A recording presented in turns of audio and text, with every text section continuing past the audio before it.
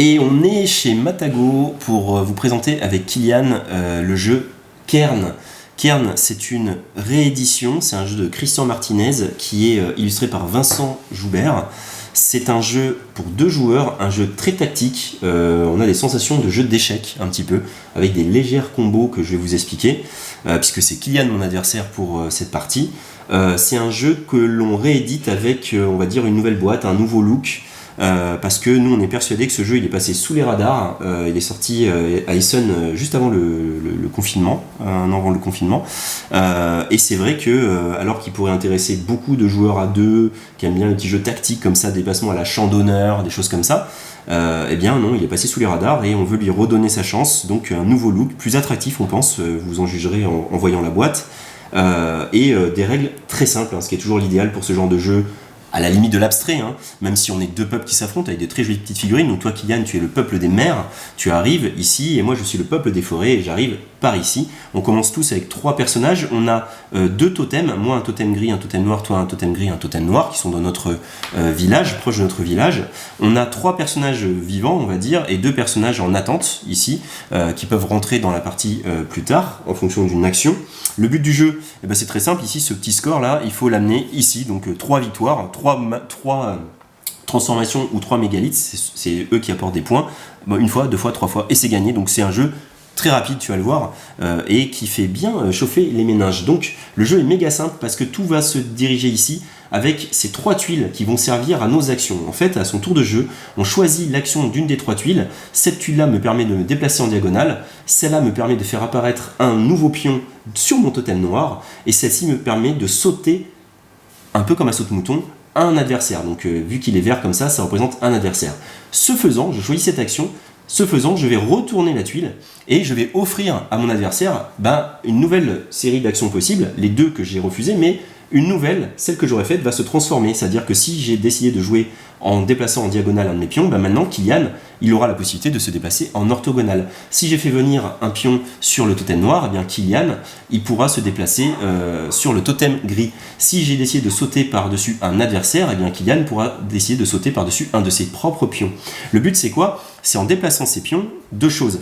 C'est soit d'aller atteindre le village adverse et de créer un mégalithe, ce sont ces 2 tuiles-là, et il y en a d'autres dans la boîte, on les remplace tout de suite une fois qu'un mégalithe est fait. Le mégalithe va être posé sur la case, chaque mégalithe a un petit pouvoir qui sera activé quand un pion tombe dessus, et à chaque fois qu'on construit un mégalithe, on avance d'1 sur la piste de score, soit de créer une séquence indiquée ici dans cette zone de transformation. Ici vous voyez j'ai 2 pions à moi et 1 pion à Kylian qui serait à côté, c'est-à-dire pour l'exemple j'arrive à créer cette situation-là, qui correspond à ça. Dans ce cas-là, on voit bien, il y a une croix, que je supprime ton pion et que je crée à la place un mégalithe et que j'avance de 1 sur la piste de score. Voilà, c'est aussi simple que ça.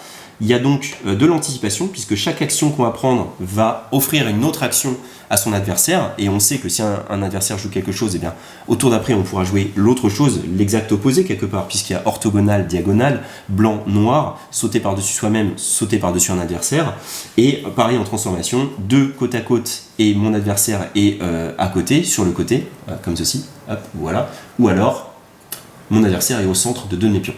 Voilà, on va pas jouer une partie en entier, mais on va vous montrer un peu le style du jeu. On va dire que c'est à toi de commencer, Kylian. Tu as donc le choix parmi ces 3 actions-là. Au début, ça va être un peu prise du territoire, poser ses pions, arriver à faire des petites choses, comme aussi s'approcher du clan adverse, puisqu'on marque un mégalithe si jamais on arrive à atteindre le clan adverse. Moi je vais commencer par cette action-là. Donc, faire arriver un pion. Ok, et tu retournes. Et je retourne. Ok. Moi je vais utiliser celle-là, je vais me déplacer d'une case orthogonalement et je vais retourner. À toi. Ok, donc moi ce que je vais faire du coup cette fois-ci, je vais prendre le risque, mais je vais faire venir tous mes pions directement sur le plateau. Ah ouais. Donc je fais le noir, je les fais venir. Et c'est pas des rigolos le peuple des mers. Le blanc à Thomas. Ok, très bien. Alors ça en fait, pour leur dire, quand ça saute par-dessus, c'est pas forcément ils sont adjacents comme ça. Tu peux sauter comme ça, ok. Et tu peux sauter en diagonale aussi. Ok, tout d'accord, autour de soi. Puisque là, en plus, c'est bien fait, tout est bien fait, tu vois, tu as... Oui, voilà, dans tous les sens. Dans tous les sens, exactement. Okay. Pareil pour ça. Ouais, Cet alignement, il n'est pas que droit. Hein. Il peut être en diagonale, il peut être comme ça, il peut être comme ça. Sans ça, ce serait trop compliqué. Hein. C'est une pattern, voilà. Le petit symbole qui est là et qui indique tous les sens veut dire que cette configuration est valable dans tous les sens. Voilà, il n'y a aucun doute possible. Et ben écoute, c'est à moi. Vois-tu, je vais utiliser la diagonale pour amener ce pion ici. À toi. Ok, et ben moi de façon orthogonale, je vais avancer mon pion et le retourner. Alors, oui. Tu vois, c'est bien que tu m'offres que la diagonale, parce que si j'avais eu l'orthogonale, je pouvais me mettre là, et j'avais créé une séquence où j'ai bien 2 de mes pions, et toi, t'es le 3e, et bam, je te bannissais. Ah ouais, là, attention, il faut tout surveiller. Mais je n'ai pas droit à l'orthogonale, j'ai juste droit à la diagonale. Et je peux pas créer cette pattern. Et évidemment, point de règle important, il faut que ce soit suite au déplacement d'un pion que tu rendes valable la ligne. Il faut pas qu'elle soit valable déjà dès le début de ton tour de jeu. C'est la construction de ton tour qui va créer la transformation. Et elle peut pas être valable dès le début de ton tour et ensuite tu l'actives. Okay. Donc là, tu vois, j'avais un bon petit coup que j'ai plus. Du tout. Alors qu'est-ce que je pourrais faire? Allez, va vite Thomas. Je vais faire si je faisais une diagonale, ça faisait quoi? Écoute, je vais faire une diagonale quand même. Voilà. Comme ceci. Alors évidemment, après, je l'explique, mais il y a des mégalithes qui permettent de déplacer les adversaires. Et donc il y a des tas de combos, genre tu amènes un gars sur une mégalith et tu déplaces l'adversaire de 1 et bim, tu crées des patterns. Enfin, c'est super riche une fois que tu as pris le jeu en main. C'est d'une richesse incroyable et comme tout bon jeu abstrait, ça s'explique en 2-2 et il y a une profondeur de jeu très très classe, vraiment.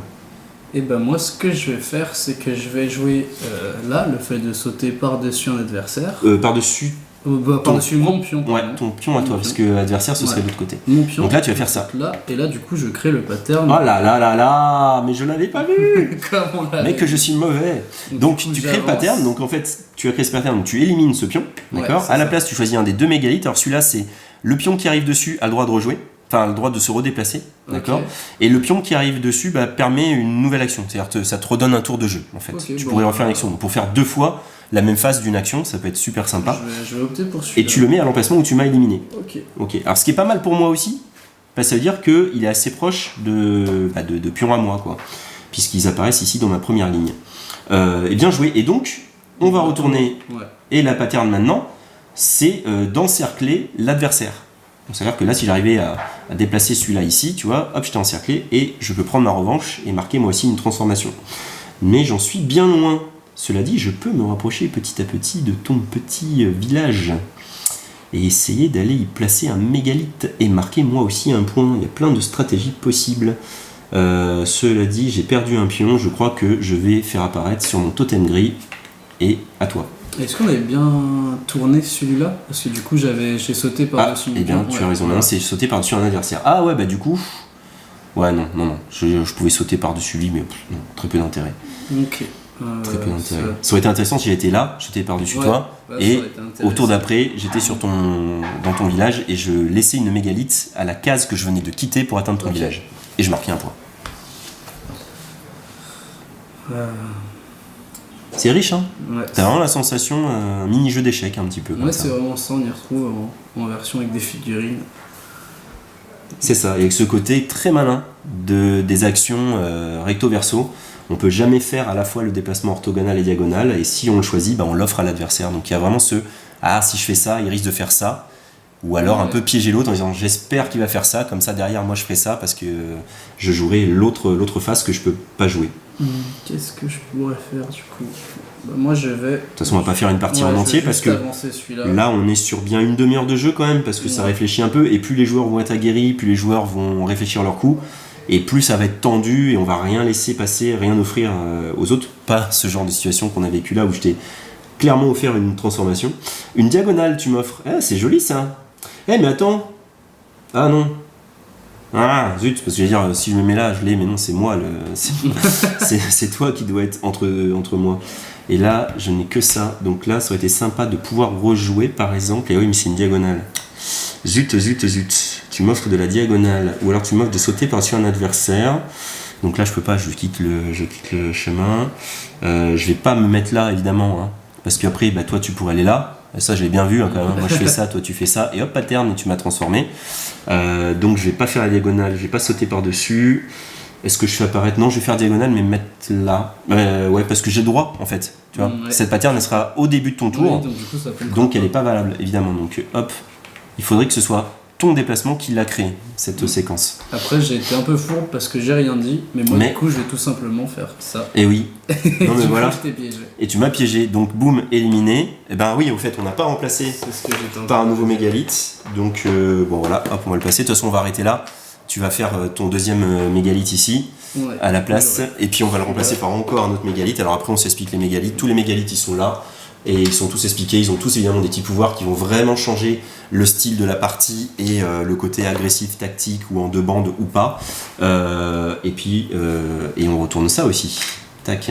Du coup, ça, on a retourné nos pions, voilà. J'ai encore avancé d'une, il te restait une, donc tu étais quand même très proche. Mais cela dit, il y a quand même plein de moyens. Exactement, les mégalithes vont amener beaucoup de saveur et de subtilité dans le reste de la partie parce que il y a ce côté un peu comme dans Yinch, un jeu que j'aime bien, c'est que plus toi tu gagnes, plus tu offres quand même des solutions à ton adversaire pour faire des petites combos.